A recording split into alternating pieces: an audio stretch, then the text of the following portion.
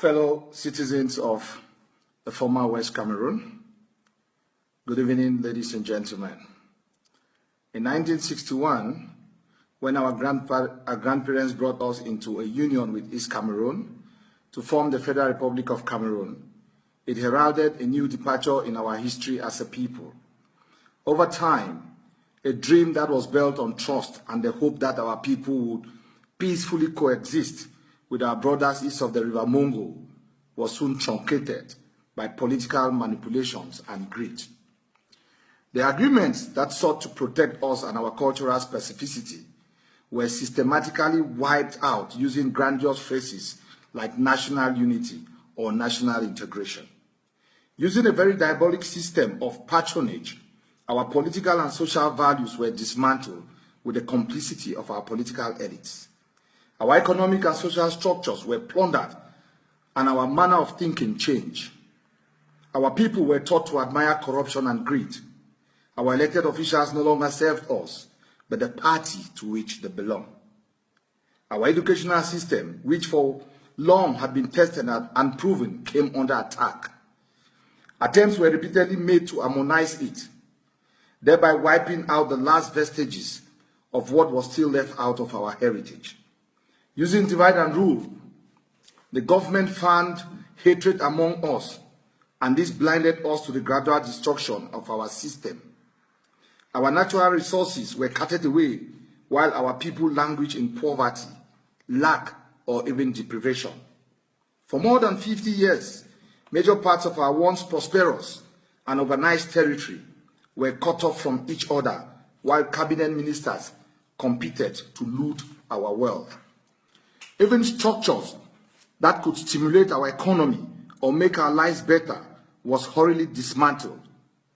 PowerCam, Cameroon Bank, the Produce Marketing Board, just to name a few.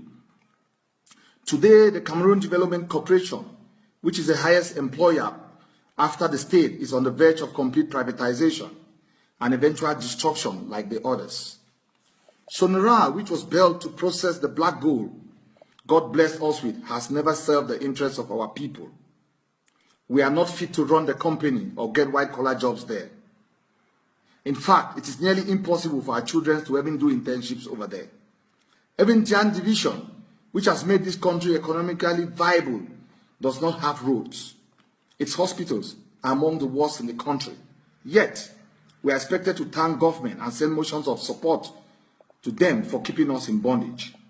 Even the deep sea port in Limbe, which was ambitious 50 years ago, remains a pipe dream.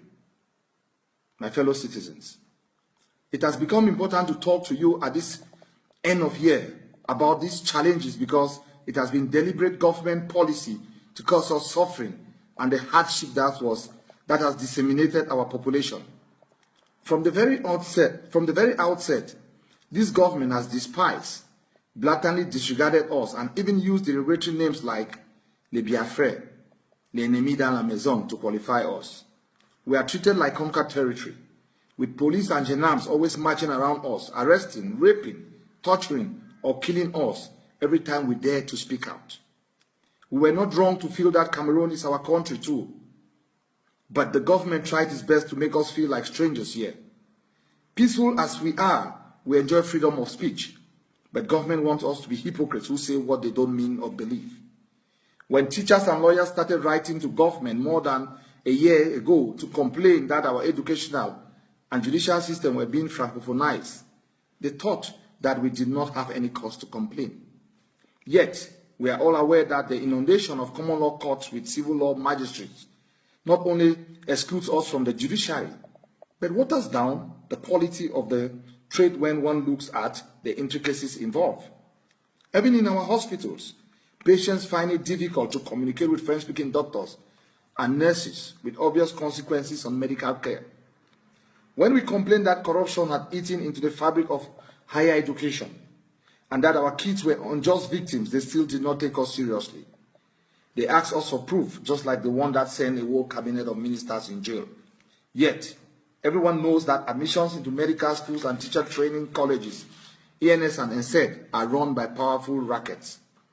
Since our parents cannot afford the huge sums, students who perform outstandingly at the GCA levels watch in shock how mediocre, even those from converted schools, are marginalized. Our children has created a deficit in teachers to the extent that our Francophone brothers have to teach subjects they don't master in a language they cannot speak. We think it's unethical, a grave injustice to us and our children. In fact, it's morally wrong.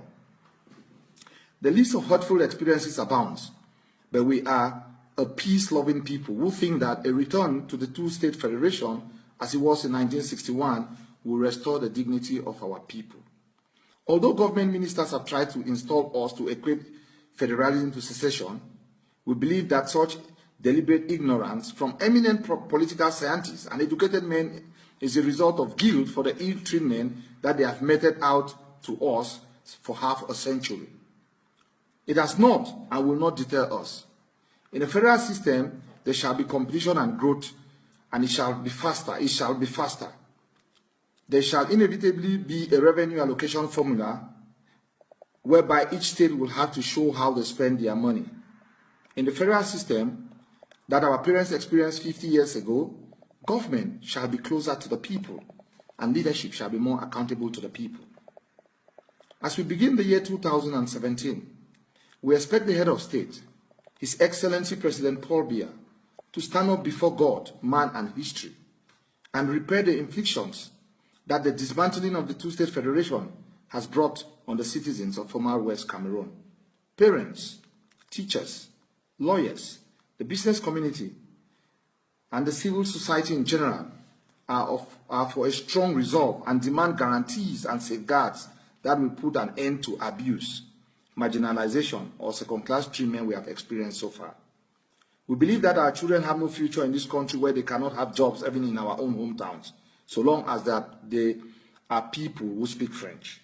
We look forward to a bright future where pain, anguish, regret will no longer be part of our lives. We seize this opportunity to thank the lawyers, the teachers, the business community, the civil societies, and those in the diaspora, the parents, who have made enormous sacrifices, who have contributed immensely towards the fight, towards the struggle for us as a people. On behalf of the consortium, I pray that the year that is about to start will mark a change in our lives as a people. God bless us. Thank you for watching.